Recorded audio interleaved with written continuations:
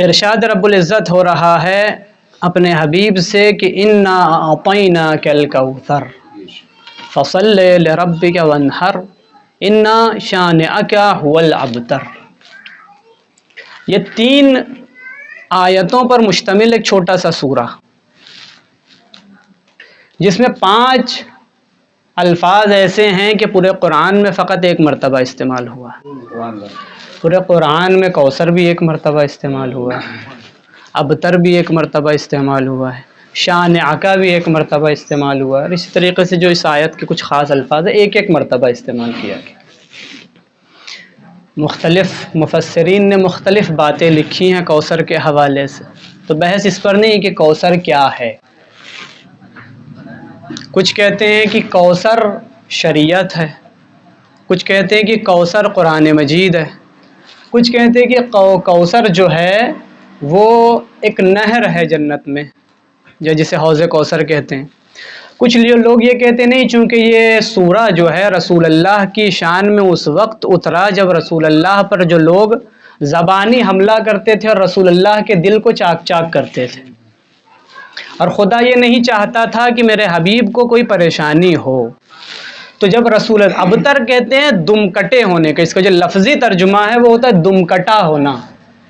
دم کٹے کو آپ استعمال کرتے ہیں اصطلاحی طور پر منقطع النسل ہونا، کہ اب جس کی نسل آگے نہیں بڑھے گی تو اسے آپ کہتے ہیں ابتر۔ تو لوگ رسول اللہ کو ابتر کہا کرتے تھے اس لیے کیونکہ رسول اللہ کی جو اولادیں ہوتی تھی وہ انتقال کر جاتی تھی، مثلا جناب ابراہیم ہے، جناب قاسم ہے، اسی طریقے سے اور کچھ نام ملتے ہیں رسول اللہ کے فرزندان میں، تو انتقال کر جاتے تھے، لیکن خداوند عالم نے اس کے بعد رسول اللہ کو کوثر عطا کیا۔ بہرحال یہ ایک چھوٹا سا مقدمہ۔ جب ہم یہ مان لیں کہ رسول اللہ کو خداوند عالم نے کوثر دیا، اور پورے قرآن میں 1 ہی مرتبہ کہا ہے کوثر، اور وہ بھی 1 کوثر تھی جو رسول اللہ کے حوالے کرتے۔ سبحان اللہ۔ اب مسئلہ یہ ہے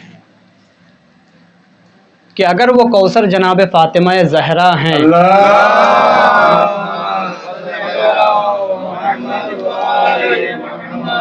کہ بالیقین اور بالتحقیق ہیں، اگر ہیں تو ذرا یہ تصور کیجئے وہ کوثر کون ہے؟ خداوند عالم نے رسول کو کیا دیا؟ صلوات پر محمد وعلی۔ خداوند عالم نے رسول کو کیا دیا ہے؟ فاطمہ دی۔ اس کے ذکر کے لیے ہم یہاں جمع ہوئے ہیں۔ ان ایام کو کہا جاتا ہے ایام فاطمیہ۔ ہونا یہ چاہیے، آپ لوگ واقف ہیں اس چیز سے کہ کچھ سال پہلے تک ایام فاطمیہ ایک نئی چیز تھی کچھ لوگوں کے لیے۔ جناب سیدہ کی شہادت میں گریہ، مجلسیں، تبرکات، اتنا رونا ایک نئی چیز تھی، لیکن چونکہ میں نے اس کے پہلے باڑے کی مجلس میں کہا تھا ایام فاطمیہ کا وہ نور ایسا نور ہے جو خود محرم کو نور دیتا ہے، اور جس طریقے سے آپ کہتے ہیں کہ محرم مدافع غدیر ہے، جس طریقے سے عاشورہ مدافع غدیر ہے، اس سے پہلے ایام فاطمیہ مدافع غدیر ہے۔ کیوں؟ ذرا غور کیجئے گا کہ امام علی کی ولایت کا جو اعلان غدیر خم میں ہوا ہے اس کی سب سے پہلی مدافعہ جناب فاطمہ زہرا ہے۔ بے شک سبحان اللہ۔ آیت اللہ وحید خراسانی ارشاد فرماتے ہیں، کہتے ہیں کہ لوگ نہیں جانتے کہ فاطمیہ مرکز اسلام ہے، فاطمیہ مرکز اسلام ہے، اس لیے کیونکہ فاطمہ کا دفاع نہ ہوتا تو لوگ اسی وقت غدیر کو بھول جاتے۔ جناب زہرا نے دربار میں یاد دلایا ہے کہ تم بھول رہے ہو کہ غدیر کا واقعہ پیش ہوا ہے، تم ہی لوگ تھے جنہوں نے سب سے پہلے میرے شوہر کو بخن بخن لک ابن ابی طالب کہا تھا۔ یہ ایام ہے جناب فاطمہ زہرا سے منسوب، اور ہونا یہ چاہیے عزیزان گرامی کہ بالتحقیق ہوگا۔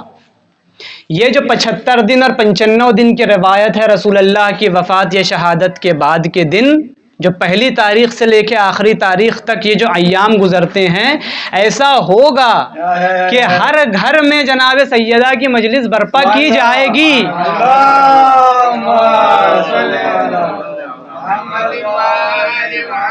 اس لیے کیونکہ یہ حق ہے، اور یہ کہنا غلط نہیں ہوگا کہ ہم میں سے ہر شخص کا یہ فریضہ ہے کہ جس طریقے سے ہم نے ایک ایک تاریخ پکڑ لی کہ ہم 8 محرم کو کریں گے اپنے گھر میں ایک چھوٹی سی مجلس، ہم 9 کو کریں گے، ہم 7 کو کریں گے، ہم 5 کو کریں گے، ہم 6 کو کریں گے. یہ جو ایام ہیں اس کو بھی بانٹیے، یہ ایام ہے اس کو بھی بانٹیے کہ ہر آدمی گرچہ 10 منٹ کی ایک مجلس اپنے گھر میں رکھے جناب سیدہ کے ذکر میں.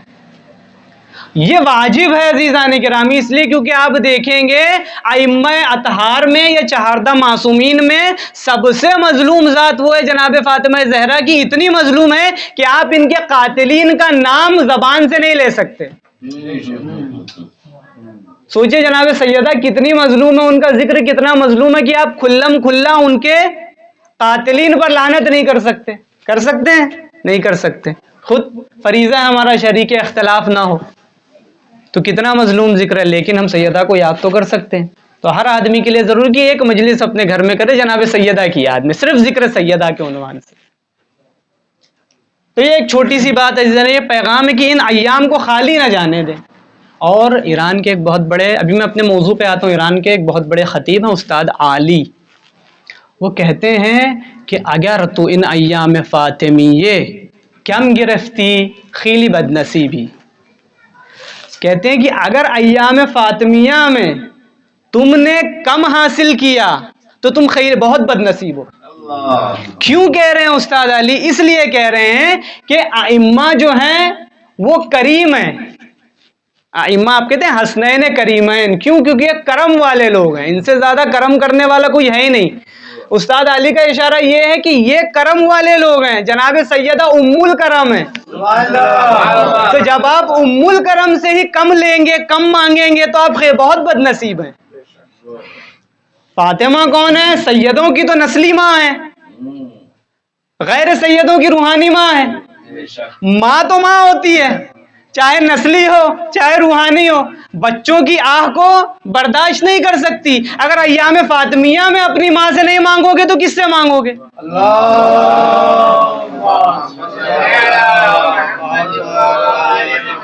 عزیزان گرامی، جو مانگ سکتے ہو جناب سیدہ سے ان ایام میں مانگ لیجئے. کیوں؟ کیونکہ یہ ایسی بارگاہ ہے کہ اگر یہاں دستخط مل گئی تو حسنین یہ نہیں کہیں گے کہ نہیں ہم قبول نہیں کریں گے، علی یہ نہیں کہیں گے کہ ہم قبول نہیں کریں گے، رسول اللہ حتیٰ خدا نہیں کہے گا کہ میں قبول نہیں کرتا. کیوں؟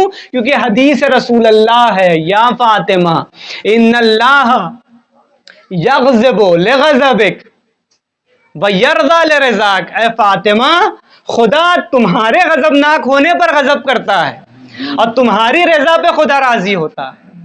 تو اگر سیدہ کی رضا مل گئی تو پھر اس عالم میں خدا سے لے کر اول موجودات اور افضل موجودات سے لے کر آخر موجودات کسی میں اتنی حیثیت نہیں ہے کہ وہ آپ کے ہاتھ کو پکڑ کے پیچھے کھینچ لے. اگر سیدہ نے کہا وہ جنت میں جائے گا تو کسی فرشتے میں یہ ہمت نہیں ہے کہ ہاتھ پکڑ کے پیچھے لا لے، نہیں آپ نہیں جائیں گے. خاتون محشر اگر کہتے تو ذرا سوچئے. ایک واقعہ بتاتا ہوں، دیکھیں بات نکلتی چلی جا رہی ہے، موضوع پہ آپ نہیں آ پا رہا ہوں. بات اس طریقے سے ہے، آپ نے وہ واقعہ سنا ہوگا، علیکم السلام، آپ نے وہ واقعہ سنا ہوگا، سب نے سنا ہے. میں آپ کی دل گرمی کے لیے کہہ رہا ہوں کہ کس کے ذکر میں بیٹھے ہیں؟ اس کے ذکر میں بیٹھے ہیں جس کے ذکر سے حسنین کے دل گرم ہوتے ہیں، ان کے دل گرم ہوتے ہیں. اس سے بڑی بات یہ کہہ دوں کہ امام زمانہ عجل اللہ تعالی فرجہ الشریف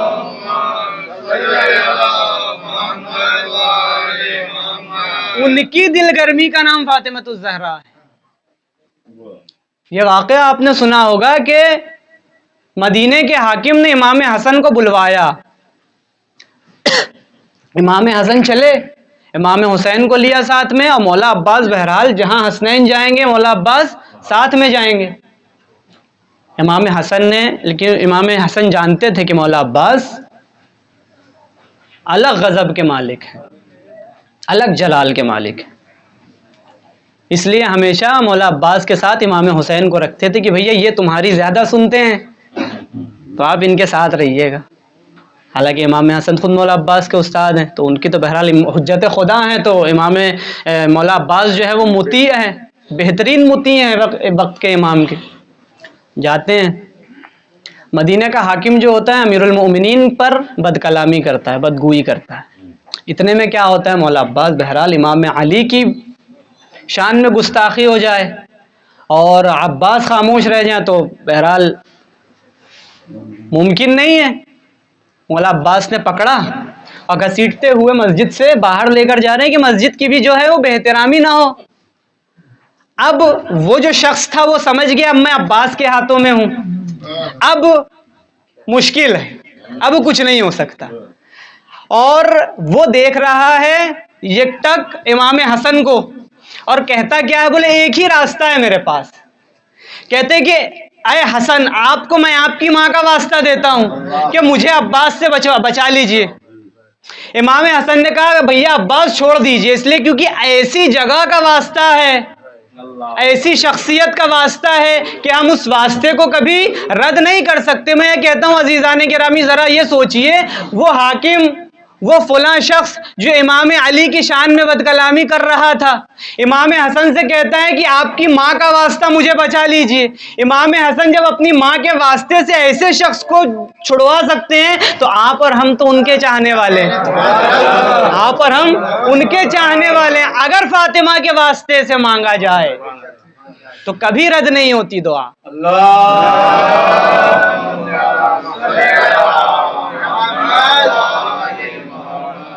تو سیدہ وہ ہستی ہیں کہ کبھی ان کا واسطہ ائمہ کی بارگاہ میں رد نہیں ہوتا ہے. اسی طریقے سے 8ویں امام کو بھی واقعہ آپ نے سنا ہے. بہرحال میں اپنی موضوع سے باہر ہو جاؤں گا، میں پھر اپنے موضوع پہ آتا ہوں. فاطمہ الزہرا، آپ نے ایک چیز غور کی ہوگی، جب بھی کسی بھی بڑی شخصیت کی حیات طیبہ کے بارے میں آپ جاننے کی کوشش کریں یا ریسرچ کریں تو آپ کیا دیکھتے کہ اس شخص کا دور کون سا تھا. صحیح ہے. اگر آپ رسول اللہ کی حیات طیبہ کو دیکھنا چاہیں گے تو آپ کو رسول اللہ کے دور میں آنا پڑے گا. کون سے دور میں آنا پڑے گا؟ اس دور میں جس دور میں رسول اللہ کی شریعت فعال تھی، رسول اللہ ایکٹیو تھے. یوں تو رسول اللہ پیدائش سے لے کر انتقال تک ایکٹیو تھے، لیکن وہ جو ظاہری دور ہے جس میں نبوت کا کام جاری تھا، اس دور کو آپ کو دیکھنا پڑے گا. اسی طریقے سے اگر آپ امیر المؤمنین کی حیات طیبہ کا مظاہرہ کرنا چاہیں تو آپ کو کون سا دور دیکھنا پڑے گا؟ آپ کو وہ دور دیکھنا پڑے گا کہ جب امام علی کی امامت فعال تھی اور ایکٹیو تھی. وہ 4.5 سالہ حکومت امام علی کی. لیکن چونکہ اگر آپ امام علی کے اس دور میں جائیں گے جب وہ رسول اللہ تھے تو وہ امام علی کا دور نہیں ہے، وہ رسول اللہ کا دور ہے. اسی طریقے سے اگر امام حسن اور امام حسین کو آپ کو دیکھنا ہے تو اس دور میں دیکھنا پڑے گا جب ان کی امامت فعال تھی. اگر آپ امام حسن اور امام حسین کے دور کو امام علی کے دور میں ڈھونڈ رہے ہیں تو نہیں، وہ امام علی کا دور ہے، کیونکہ وہ ابھی ایک مین شخصیت ہے، وہ مقام مرکزیت ان کو حاصل ہے. اب میں پوچھتا ہوں عزیزان گرامی، جناب سیدہ کی حیات طیبہ کو ڈھونڈنے کے لیے ان کا دور ڈھونڈنا ضروری ہے. اب مجھے یہ بتائیے جناب سیدہ کا دور کیسے ڈھونڈیں گے؟ جناب سیدہ کا دور رسول اللہ کے دور میں، جناب سیدہ کا دور امام علی کے دور میں، آپ کیا کیجئے گا؟ اور جناب سیدہ مالکہ عصمت ہے، خداوند عالم کی عصمت کا مرکز جناب سیدہ، آپ کیسے ڈھونڈیں گے؟ نبی نہیں ہے، امام نہیں ہے، لیکن حجت خدا ہے. اب ان کی فعالیت کیسے ڈھونڈیے گا؟ آپ کیسے حیات طیبہ کو دیکھیے گا؟ تو علماء بیان کرتے ہیں کہ اگر جناب فاطمہ الزہرا کی حیات طیبہ کو دیکھنا ہے تو ان کا دور دیکھنا پڑے گا، اور اگر ان کا دور دیکھنا ہے تو وہ 75 یا 95 دن جناب سیدہ کا دور ہے کہ رسول اللہ کی وفات کے بعد سے لے کر جناب سیدہ کی وفات کا جو دن ہے وہ جناب فاطمہ زہرا کا دور ہے. دیکھیں کتنی بڑی بات ہے. اس دور میں امام علی کی امامت بھی ہے، لیکن کہہ رہے ہیں کہ نہیں، وہ جو 75 یا 95 دن کا وقفہ ہے وہ جناب فاطمہ زہرا کا دور ہے، کیونکہ وہ تجلی عصمت، وہ مدافعت اور وہ ایثار و قربانی جو ان 75 یا 95 دن میں دکھائی دیے وہ اس کے علاوہ آپ کہیں نہیں دیکھ سکتے. یہاں تک آ گئی ایک بات. یہ جو دور ہے یہ دو دور کے بیچ کا دور ہے. کون سا دور؟ ایک دور نبوت، ایک دور امامت. آپ کیا کہتے ہیں؟ امامت تسلسل ہے نبوت کا، یعنی نبوت کا سلسلہ امامت ہے، یہی کہتے ہیں آپ. ان دونوں سلسلوں کے درمیان میں کون ہے؟ دور فاطمہ زہرا. یہ شاید نئی بات ہو، اس پہ غور کرنے کی بہت ضروری ہے. اس مقام کو آپ کہتے ہیں مقام برزخ. برزخ کسے کہتے ہیں؟ بینہما برزخ لا یبغیان، کہ ہم نے دو دریا کے درمیان میں ایک برزخ رکھا ہے کہ جو برزخ دونوں سمندر کو جوڑے رکھتا ہے لیکن دونوں میں جدائی بھی رکھتا ہے کہ یہ سمندر اس سے نہ ملے، وہ والا اس سے نہ ملے. اسی طریقے سے جناب سیدہ کی ذات ہے، یہ حلقہ تسلسل ہے نبوت اور امامت کے درمیان میں. یہ بات یہ بتاتی ہے عزیزان گرامی کہ رسول اللہ کے انتقال کے بعد وہ جو نبوت کا حصہ ہے، اس کے بعد جو امیر المومنین کی امامت کا جو سٹارٹنگ کا حصہ ہے، ان دونوں کو ربط دینے کا نام جناب فاطمہ زہرا ہے. کہ اگر یہ ذات نہیں ہوتی، اگر یہ مقام برزخ نہ ہوتا تو نبوت سے لوگ امامت کو جدا کر دیتے. بھائی خلیفہ کوئی بھی ہو سکتا ہے، خلیفہ کوئی بھی ہو سکتا ہے، لیکن جو تسلسل نبوت ہے اس سلسلے کو نبوت سے جوڑنے والی ذات کا نام جناب فاطمہ زہرا. جناب فاطمہ زہرا برزخ بین نبوت اور امامت ہے. اس بات پر، یہ تو آپ نے سن لی، اس بات پر غور کیجئے گا جا کر کہ برزخ کی اصل تعریف کیا ہوتی ہے، برزخ کی خصوصیت کیا ہوتی ہے، کہ اگر یہ نہ ہو تو دو سلسلوں کا کیا ہوگا. یہ ایک مسئلہ برزخ ہے جناب فاطمہ زہرا. صلوات پڑھیں محمد وعلی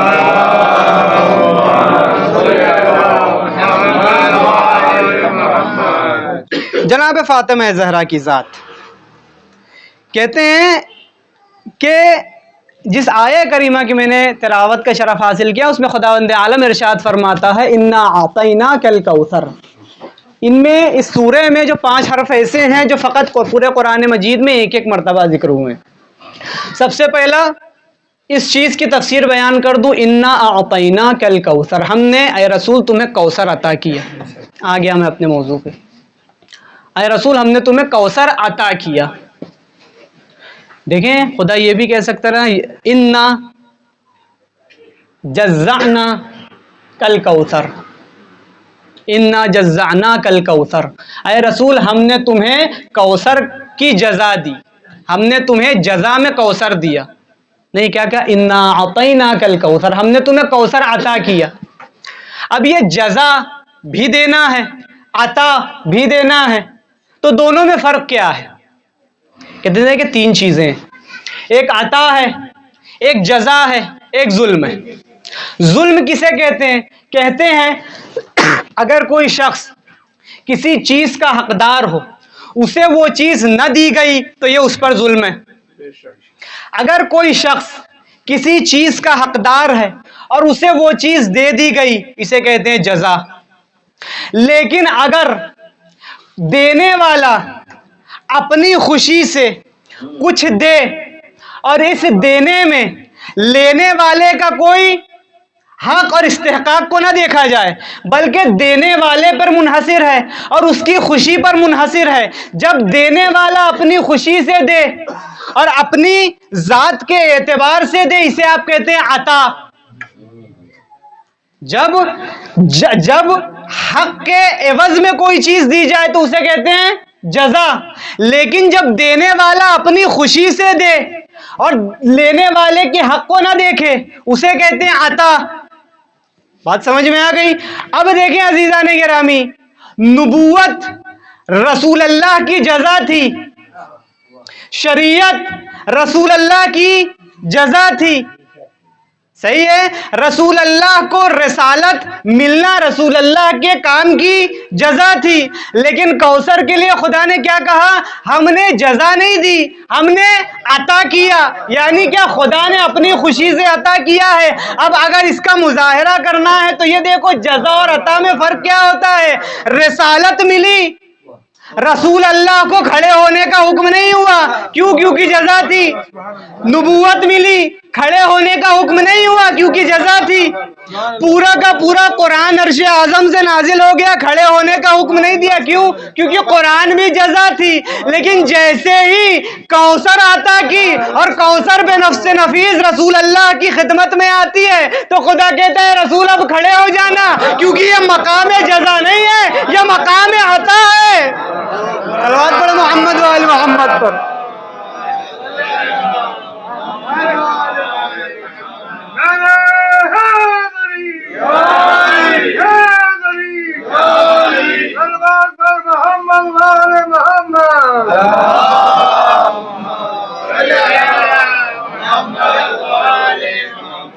تو جہاں جزا ہوتی ہے بھائی وہ تو برابر ہے نا, رسول نے فلاں کام کیا اس کی جزا میں خدا نے ایک چیز دی, یہ برابر کا معاملہ ہو گیا نا. لیکن جب عطا کر دیا, اب کوثر کسے عطا کر دیا؟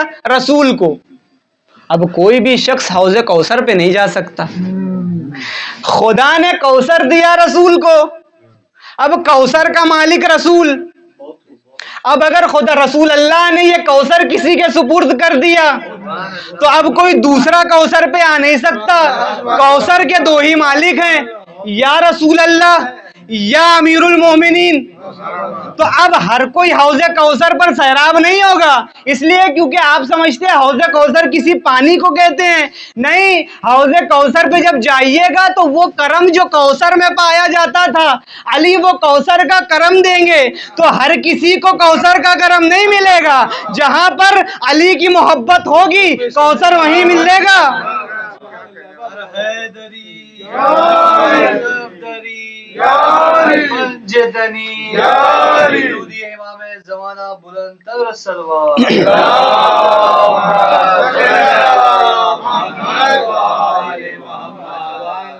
تو کوثر اب کسی کا بھی نہیں ہوگا. اب چاہے تم کوثر کی تفسیر کچھ بھی کرو, چاہے کوثر سے مراد سیدہ کر لو, تو سیدہ بھی کسی کی نہیں ہے. کوئی یہ کہتے ہیں دیکھیں نظام خداوندی, ابھی میں اسی موضوع پہ آ رہا ہوں اسی بات کو کرنے کے لیے. نظام خداوندی کو تو دیکھیے, عطا کیا رسول کو, رسول نے امانت دے دی علی کو.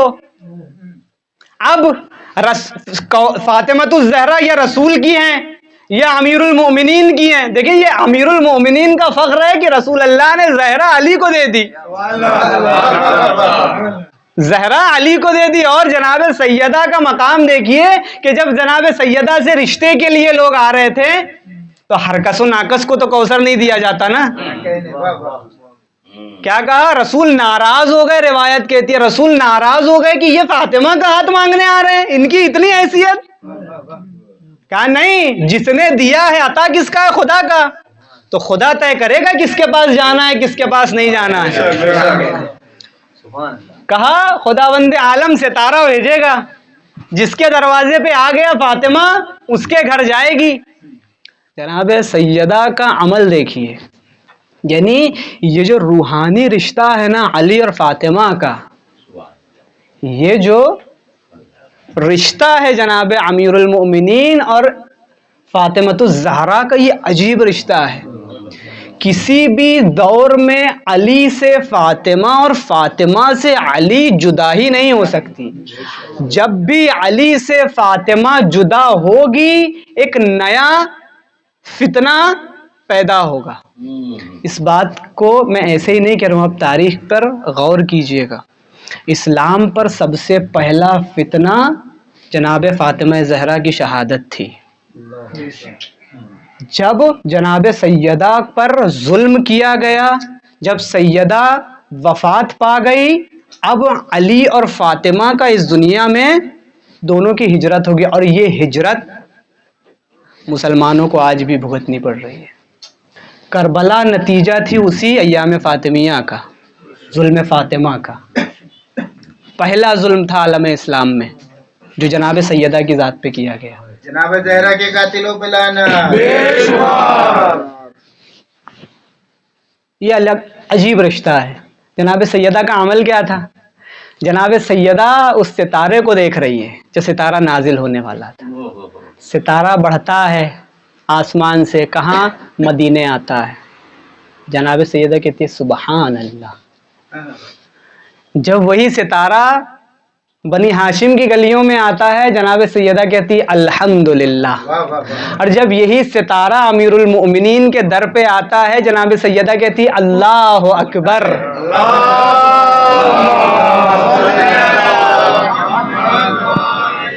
نعرہ تکبیر، نعرہ رسالت، نعرہ حیدری، محمد والے محمد صلی اللہ علیہ وسلم۔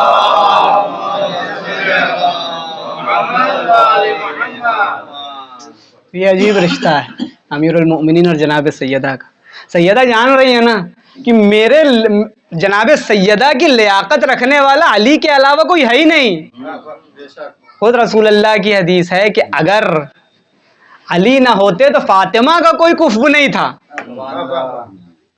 اور اگر فاطمہ نہ ہوتی تو شاید وہ پہلا کفو جو امیر المؤمنین کا، یعنی جو ولایت کے امیر المؤمنین ہونے کے اعتبار سے جو امیر المؤمنین کا کفو ہوتا وہ کوئی نہ ہوتا۔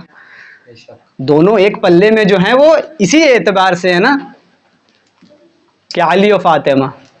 خیر، جناب سیدہ کے فضائل ہیں، مجھے دل گرم کرنا ہے جناب سیدہ کے عنوان سے۔ دیکھیں، جس بات کا میں نے ابھی آپ سے وعدہ کیا کہ اس طرف میں آ رہا ہوں، آپ نے ائمہ کی زیارت میں پڑھا ہوگا کنتا نوراً فی الاصلاب الشامخہ والارحام المطہرہ، کہ ہم گواہی دیتے ہیں کہ آپ اصلاب شامخہ میں سے تھے، آپ شامخ صلبوں میں تھے، وارحام المطہرہ، اور آپ پاک ماؤں کی بطن میں تھے۔ اس کی کیا تفسیر کہتے ہیں؟ رسول خدا کا نور یعنی امامت اور رسالت کا نور خداوند عالم نے کس میں ودیعت کیا، کہاں منتقل کیا؟ جناب آدم میں۔ جناب آدم سے یہ نور منتقل ہوتا ہوا کہاں تک آیا؟ ایک جناب عبداللہ کے پاس، ایک جناب ابو طالب کے پاس۔ ابو طالب کی صلب سے امامت، عبداللہ کی صلب سے نبوت۔ میں کہتا ہوں آپ پوری کتابیں چھان لیجئے گا، رسول اللہ کو کے نور کو صلب میں منتقل کیا گیا، امیر المؤمنین کے نور کو صلب میں منتقل کیا گیا، حسنین کے نور کو صلب میں منتقل کیا گیا، لیکن واحد ذات ایسی ہے جس کے نور کو صلب میں منتقل نہیں کیا گیا۔ کس کا نور ہے؟ جناب سیدہ کا نور ہے۔ سیدہ کے نور کو کسی بھی دور میں کسی کے بھی صلب میں منتقل کیا ہی نہیں گیا، کیونکہ اس نور کو حمل کرنے کے لیے اس لیول کا صلب ہونا چاہیے۔ اس لیول کا صلب نہ حضرت آدم کے پاس تھا، نہ حضرت عیسیٰ، نہ نوح، نہ ادریس، نہ یحییٰ یا یعقوب، کسی کے پاس نہیں تھا۔ پھر کیسا جناب سیدہ کے نور کو کیسے دیا گیا، کیسے عطا کیا گیا؟ انا اعطیناک الکوثر، ہم نے کوثر کو عطا کیا۔ کیسے دیا گیا؟ کہتے ہیں وہ جو معراج ہوئی تھی، روایت کے جملے ہیں، روایت کے جملے، جو معراج ہوئی تھی اس معراج میں ایک مقام پہ رک کے سدرۃ المنتہا پر جناب جبرائیل امین نے کہا تھا یا رسول اللہ کچھ تناول کر لیں، تو جناب رسول اللہ نے کیا کہا تھا؟ کہتے ہیں میں جبریل معراج پر آیا ہوں دیدار خدا کے لیے، میں دیدار خدا کے لیے آیا ہوں، میں کھانے پینے تھوڑے ہی آیا ہوں۔ تو جبریل کہتے ہیں کہ حکم خداوندی ہے، یہ سیب جنت کا ہے، اسے آپ کو تناول کرنا ہے۔ کیوں؟ کیونکہ اس کے ذریعے سے خدا آپ کو فاطمہ دے گا۔ تو عزیزان گرامی، یہاں سے سمجھیے فاطمہ زہرا کی عظمت و بزرگی، ان کے صلب میں آنا یہ ایک الگ بات ہے۔ آدم کے صلب میں اتنی قوت نہیں تھی کہ سیدہ کے نور کو حمل کر سکے، ادریس کے صلب میں یہ اتنی حیثیت نہیں تھی کہ سیدہ کے نور کو حمل کر لے۔ صرف اور صرف رسول اللہ کو اس دور میں اس نور کو عطا کیا گیا ہے جب رسول اللہ کی شادی ہو چکی۔ کسی بھی نبی کے نور سے منتقل ہوتا ہوا سیدہ کا نور رسول اللہ کے پاس نہیں آیا ہے۔ یہاں سے سمجھنے کی کوشش کیجئے فاطمۃ الزہرا کی مقام و عظمت یہ ہے کہ جہاں پر خداوند عالم اپنے حبیب کے لیے سب اوپر سے نیچے بھیج دے، کسی چیز کی زحمت کی ضرورت نہیں ہے، وہیں جب فاطمہ کو عطا کرتا ہے تو کہتے ہیں رسول اب اوپر آنا پڑے گا۔ یہ فاطمۃ الزہرا ہے کہ اگر یہ چاہتے ہو تو اوپر آنا پڑے گا، کیونکہ یہ دو ہی مقام ہیں جہاں ان کا نور رہ سکتا ہے، یا تین مقام، یا عرش اعظم، یا صلب محمد، یا علی کا گھر۔ تین ہی مقام ہے جہاں سیدہ کا قیام ہو سکتا ہے. تین مقام ہے، یا عرش اعظم، یا صلب محمد، یا خانہ علی. یہی تین مقام ہے سیدہ کا، چوتھا مقام نہیں ہے. ہاں چوتھا مقام ایک اور ہے جہاں آپ بیٹھے. چوتھا مقام یہ کہ سیدہ یہاں آئے گی. یہی ہیں یہ پاک مقامات ہیں. اس کے علاوہ پانچواں مقام نہیں ہو سکتا سیدہ کے قیام کا. یہ سیدہ ہیں، ان کے حوالے سے بہت ساری باتیں کی جاتی ہیں، بہت باتیں. سیدہ فلاں، سیدہ فلاں ہے، سیدہ ایسی ہے، عظمت و بزرگی. اس کے بعد تقابل کرنا سیدہ کا. لوگ تقابل کرتے ہیں سیدہ کا کس سے؟ جب کسی سے تقابل نہ بن پڑا تو کہتے ہیں کہ ایک جگہ تقابل کیا جا سکتا ہے. یہ کون سی جگہ؟ کہتے ہیں جو قرآن میں آیا ہے جناب مریم کے لیے، ان اللہ اصطفاکی وطہرکی علی نساء العالمین. اے مریم، ہم نے تمہیں چن لیا، ہم نے تمہیں پاک کر دیا اور انتخاب کر لیا زمانے کی عورتوں پر، یعنی تم زمانے کی عورتوں کی سردار ہو. تو بھائی قرآن کا ظاہر حجت ہوتا ہے. اب جب قرآن نے کہہ دیا کہ مریم سیدہ نساء العالمین ہیں تو اب کون آ کر کہے گا؟ کوئی بھی عاقل شخص جو ہے قرآن کی آیت کے مقابل میں تو روایت کو پیش نہیں کرتا. اور خود آپ کے پاس حدیث ہے کہ ہماری کوئی بھی حدیث اگر قرآن کے خلاف جائے تو اسے دیوار پہ پھینک کے مار دو، ہماری حدیث ہی نہیں ہے. کیا کریے گا؟ کہتے ہیں اچھا اگر جناب مریم سیدہ نساء العالمین ہیں تو کس وجہ سے سیدہ نساء العالمین ہے؟ کہتے ہیں اس وجہ سے کیونکہ خدا نے کہا کہ ہم نے تمہیں پاک کر دیا. استفا کے و طہر کے، ہم نے چونکہ تمہیں پاک کر دیا. جب آدمی پاک ہو جاتا ہے تو معصوم ہو جاتا ہے، اور جب معصوم ہو جاتا ہے تو سرداری ملتی. اسی بات ہے. اچھا تو مریم کے لیے کہا استفا کے و طہر کے واصطفا کے علی نساء العالمین. کتنی بار پاک کیا؟ ایک ہی بار پاک کیا نا. وطہر کے ایک ہی بار پاک کیا. اچھا پاکی کی حد بتائی کہ کتنا پاک کیا؟ حد بھی نہیں بتائی. کس درجہ پاک کیا یہ بھی نہیں بتایا. پاکی کا حق بتایا جناب مریم کے لیے؟ نہیں بتایا. تو صرف پاکی ایک مرتبہ ذکر ہوئی بنا حد کے ساتھ، بنا حق کے ساتھ، تو سیدہ نساء العالمین قبول کر لیا.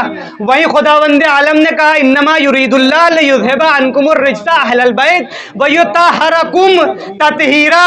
یہاں دو مرتبہ طہارت کو بیان کیا، دو مرتبہ طہارت کو بیان کیا. نہ فقط طہارت کو بیان کیا بلکہ طہارت کی حد کو بھی بیان کیا. کیا کہ جیسا طہارت کا حق تھا ویسا پاک کیا. تو جب بنا حد طہارت کے جناب جہاں پر بنا حد طہارت کے، بنا حق طہارت کے تم جناب مریم کو سیدہ نساء العالمین قبول کرتے ہو، تو جہاں ڈبل طہارت ہو، حق طہارت ہو، تو وہاں تو مریم سے اوپر سیدہ نساء العالمین ہونا چاہیے.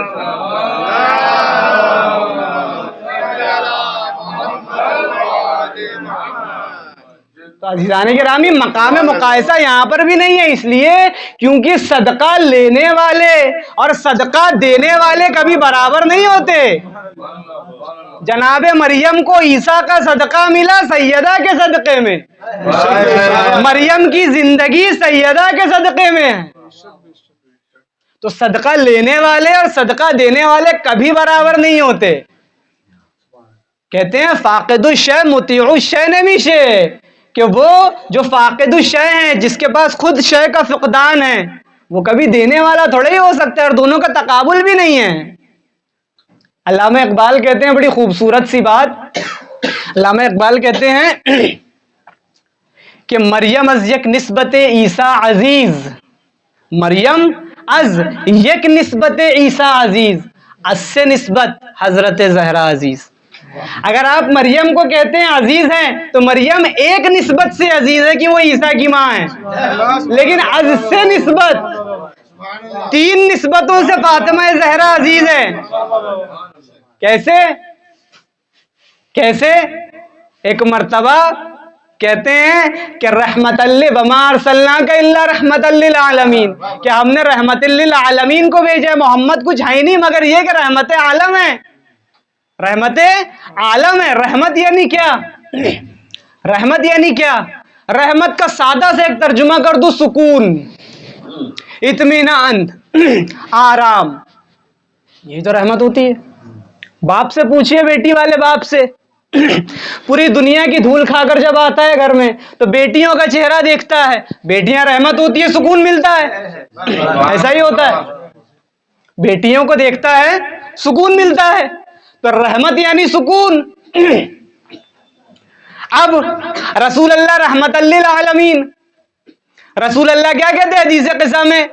حدیث قصہ کا جملہ ہے کہ جناب سیدہ نقل کرتی ہے کہ رسول اللہ آئے کسی دن اور کہا انی اجدو فی بدنی ضعفا، کہ میں اپنے بدن میں ضعف محسوس کر رہا ہوں، تو ائتینی بالکساء الیمانی، اے فاطمہ چادر یمانی لے کر آؤ۔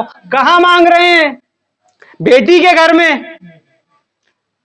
یعنی جب رسول اللہ کے بدن میں ضعف محسوس ہوتا ہے تو فاطمہ زہرا کے گھر جاتے ہیں، یا یوں کہہ دوں جب رحمت للعالمین کو ضعف محسوس ہوتا ہے تو فاطمہ زہرا کے در پہ جاتے ہیں، یا یہ کہہ دوں جب رحمت کے وجود میں ضعف محسوس ہوتا ہے تو عصمت کبریٰ کے در پر جاتے ہیں۔ تو ذرا اب یہ تصور کیجئے، جب رحمت للعالمین کا سکون در سیدہ پر رکھا ہوا ہے تو ہم جیسے لوگ سکون کے لیے دوسرے کے دروں پر کیوں جائیں؟ تو ایک نسبت سے تو جناب سیدہ عزیز ہے، کیونکہ رحمت للعالمین کی رحمت اور سکون ہے، پہلی نسبت۔ دوسری نسبت کیا ہے؟ رسول اللہ کہتے ہیں وَبَرَزَ الْإِيمَانُ كُلُّهُ وَبَرَزَ الْإِيمَانُ كُلُّهُ عَلَى كُفْرِ كُلُّهُ، کہ آج ایمان جا رہا، آج کل ایمان کل کفر کے مقابل میں جا رہا ہے، کل ایمان کل کفر کے مقابل میں جا رہا ہے۔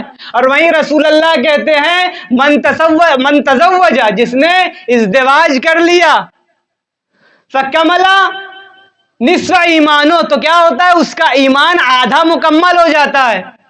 تو اب امیر المومنین نے نکاح کیا، وہ کل ایمان تھے، اب جب نکاح ہو گیا تو علی کا آدھا ایمان اور ان کی زوجہ کا آدھا ایمان۔ تو دوسری نسبت یہ ہے کہ جب فاطمہ زہرا علی کے نکاح میں آئی تو علی کا آدھا ایمان مکمل ہوا، تو جو خود کل ایمان ہو اس کا آدھا ایمان فاطمہ زہرا ہے۔ یہ دوسری نسبت، یہ دوسری نسبت۔ تیسری نسبت کیا ہے؟ کہتے تیسری نسبت تو ایسی نسبت ہے کہ اس عالم کا کوئی شخص اس کے مد مقابل میں کھڑا ہی نہیں ہو سکتا۔ اور جس جگہ سے آپ نے جناب سیدۃ النساء العالمین مادر امام زمانہ کا تقابل کیا ہے،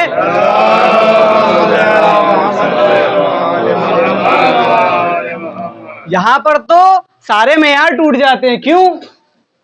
سیدہ کون ہے؟ ذرا غور کیجئے، سیدہ ذکر رسول اللہ کی بقا ہے، رسول اللہ کے نام کی بقا فاطمہ زہرا ہے۔ کیوں؟ بھائی کسی کی بھی بقا، اس کا نام زندہ کس سے ہوتا ہے؟ اولاد سے ہوتا ہے نا۔ اگر اولاد نہ ہو تو ذکر آج ہے، کل ہے، پرسوں ہے، نرسوں، پھر لوگ بھول جائیں گے۔ اولاد کیا کرتی ہے؟ اپنے باپ کے ذکر کو زندہ کرتی ہے۔ اگر یہ نسل چلی تو جب تک نسل باقی رہے گی تب تک جو ہے اصل باقی رہے گی۔ مجھے ذرا یہ بتائیے، کیا تیسری نسبت میں جناب مریم اور جناب عیسیٰ ہیں؟ جناب مریم اور جناب عیسیٰ ہیں۔ جناب مریم کا ایک فرزند ہے، جناب عیسیٰ۔ ابھی جناب عیسیٰ کی شادی ہوئی نہیں ہے، جب ظہور کریں گے، آسمان سے آئیں گے تب نکاح ہوگا، تب نسل آگے بڑھے گی۔ کہتے ہیں 2 بیٹے ہوں گے جناب عیسیٰ کو۔ لیکن ذرا یہ دیکھیے، کیا روئے زمین پر جناب مریم کی کوئی نسل ہے؟ نہیں ہے۔ لیکن مجھے یہ بتائیے، کیا رسول اللہ کی نسل ہے یا نہیں ہے؟ اس دنیا کا کوئی بھی منطقہ اٹھا کر دیکھ لیجئے، آپ کو کوئی ایسا منطقہ ملے گا ہی نہیں جہاں پہ سید زادے نہ ہو۔ جہاں پر سید نہ ہو آپ کو اس دنیا میں کوئی کوچہ نہیں ملے گا۔ تو عزیزان گرامی، یہ کوچے کوچے میں جو محمد مصطفیٰ کے نام کا بول بالا ہے وہ کیوں ہے؟ اس لیے ہے کیونکہ خدا نے فاطمہ عطا کی تھی۔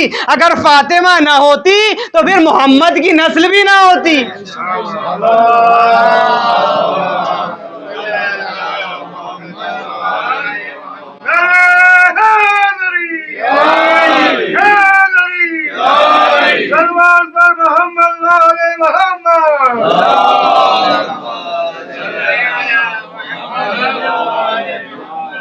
تو یہ فاطمہ زہرا ہے عزیزان گرامی، فاطمہ زہرا ہے۔ کہتے ہیں میں نے تو وہاں مدینے کے حاکم کا واقعہ ربط مصائب کے لیے اس واقعے کو نقل کرتا، آپ نے سنا ہے، میں نے کہا دل گرمی کے لیے، سیدہ کے ذکر کے لیے۔ کہتے ہیں آپ خود آیت اللہ وحید خراسانی کہتے ہیں کہ ایام فاطمیہ میں اٹھایا ہوا ایک قدم، آپ نہیں جانتے اس کی کیا اہمیت ہے۔ اس سے پہلے کہ سیدہ آپ کی شفاعت کروانے آئیں گے 13 معصوم آپ کے ساتھ کھڑے ہوں گے۔ رسول اللہ اپنی بیٹی کے عزاداروں کے لیے کھڑے ہوں گے، علی اپنی زوجہ کے عزادار کے لیے کھڑے ہوں گے، 11 امام اپنی ماں کے عزاداروں کے لیے کھڑے ہوں گے۔ بتائیے کیسی مرکزیت ہے جناب سیدہ کی۔ ایک شخص تھا مشہد میں، بڑا گنہگار تھا، اس نے ہمیشہ یہ دستور ہے، وہاں آج بھی یہ دستور ہے، اگر کوئی شخص کسی حرم کے پاس یا قریب حدود کے حرم میں ہو، حرم کے حدود میں ہو، تو اس کے جنازے کو ایک مرتبہ حرم میں داخل کیا جاتا ہے اور زری کے طواف کروائے جاتے ہیں۔ ایسے ایک شخص تھا، بہت بدکار تھا، لیکن وصیت تھی کہ میں بہت بدکار ہوں، شاید میری شفاعت کریمین کروا دیں۔ تو میرے جنازے کو، وہ مشہد کا رہنے والا تھا، خراسان کا، اس نے کہا تھا کہ میرے جنازے کو ایک مرتبہ امام رضا کے حرم میں ضرور لے جانا، شاید امام رضا مجھے بخش دے۔ جاتے ہیں لے کر، روح ساتھ میں ہوتی۔ کہتے ہیں کہ جب یہ حرم میں پہنچتا ہے اس کا جنازہ، اور جب طواف کروا رہے ہوتے ہیں امام رضا کی زری کا، ان کی قبر کا، تو یہ دیکھتا ہے، اپنی روحانی حالت میں دیکھتا ہے کہ امام رضا تشریف فرما ہے لیکن اس کی طرف نگاہ نہیں کر رہے ہیں۔ کیوں؟ کیونکہ بہت بدکار تھا، بہت بدکار تھا۔ طواف ہوتا چلا جاتا ہے، وہ امام کو آواز دیتا چلا جاتا ہے، امام پلٹ کر نہیں دیکھتے۔ اب بڑا پریشان ہے، تو وہ دیکھتا ہے کوئی عالم بھی وہاں بیٹھے ہوئے امام رضا کی زری کے پاس۔ وہ جا کر کہتا ہے سالم دین سے کہ امام میری طرف کیوں توجہ نہیں دے رہے ہیں؟ بولے تو بدکار ہے۔ بولے میں کیا کروں کہ امام میری شفاعت کروا دیں؟ تو کہتے ہیں ایک ہی واسطہ ہے جو ائمہ کبھی رد نہیں کرتے، امام کو ان کی ماں کا واسطہ دینا۔ وہ شخص جا کے کہتے ہیں مولا رضا میں واقعاً بہت بدکار ہوں، لیکن آپ اپنی ماں کے صدقے میں مجھے بخش دیجیے۔ یہ واسطہ ایسا تھا کہ امام رضا نے کہا کہ خداوند عالم انشاءاللہ تمہارے گناہوں کو بخش دے گا۔ جناب سیدہ کا واسطہ اتنا عظیم ہے جو کبھی رد نہیں ہوتا۔ میں نے کہا استاد علی فرماتے ہیں کہ اگر اس ایام فاطمیہ میں کم استفادہ کیا تو بہت بد نصیب ہے، کیونکہ ام الکرم کا دن ہے، کریمین کی ماں کا دن ہے، فاطمہ زہرا کا دن ہے۔ ہاں زاداران مظلوم کربلا، آپ اس پر گریا کرنے جمع ہوئے ہیں جس پر علی گریا کرتے تھے، لیکن تنہائی میں چھپ کر گریا کرتے تھے کہ حسنین کی اور زینب و ام کلثوم کی نظر نہ پڑ جائے۔ مصائب کے جملے ہیں، روایت کے جملے ہیں کہ امیر المؤمنین جب غسل دے کر جناب سیدہ کے لیے غسل دینے کے لیے جاتے ہیں تو باہر نکل کے اپنے عمامے کو پھینک کر سر پیٹ کر روتے ہیں۔ سلمان کہتے ہیں مولا فاتح خیبر، اتنے مصائب جھیلے ہیں مولا، یہ کیسا مصائب ہے کہ اب آپ برداشت نہیں کر پا رہے ہیں۔ امیر المومنین کہتے ہیں سلمان سارے مصائب علی نے جھیلے، قابل برداشت تھے، لیکن آج وہ مصائب ہے کہ سیدہ 75 یا 95 دن زندہ رہی ٹوٹی ہوئی پسلیوں کے ساتھ، لیکن علی کو بتانا گوارا نہ سمجھا۔ فاطمہ نے علی سے اپنے غم کو چھپایا کہ علی ویسے ہی پریشان ہے۔ ذرا سوچئے علی کس طریقے سے فاطمہ کو یاد کر کے روتے تھے۔ ایک واقعہ میں نے پڑھا تھا، کسی عالم دین سے سنا تھا، وہ نقل کر رہا ہوں کہ کئی دن جب امیر المومنین گھر سے باہر نہیں نکلتے تو کچھ اصحاب کہتے ہیں مولا آپ گھر سے باہر کیوں نہیں نکلتے؟ امیر المومنین کہتے ہیں میں گھر سے باہر کیسے نکلوں؟ جب میں گھر سے باہر نکلوں گا تو مجھے اسی دروازے سے باہر جانا پڑے گا جس دروازے کو میری زہرا پر گرایا گیا تھا، مجھے میری زہرا کے مصائب یاد آ جاتے۔ ہاں زاداران مظلوم کربلا فاطمۃ الزہرا وہ بی بی ہے کہ ہر معصوم ان پر گریا کرتا۔ ہاں زاداران مظلوم کربلا آخری واقعہ اور آپ کی زحمت کو تمام کرتا۔ غسل و کفن ہوتا ہے۔ ایک مرتبہ امیر المؤمنین کہتے ہیں کہ بچوں آؤ اپنی ماں کا آخری دیدار کر لو۔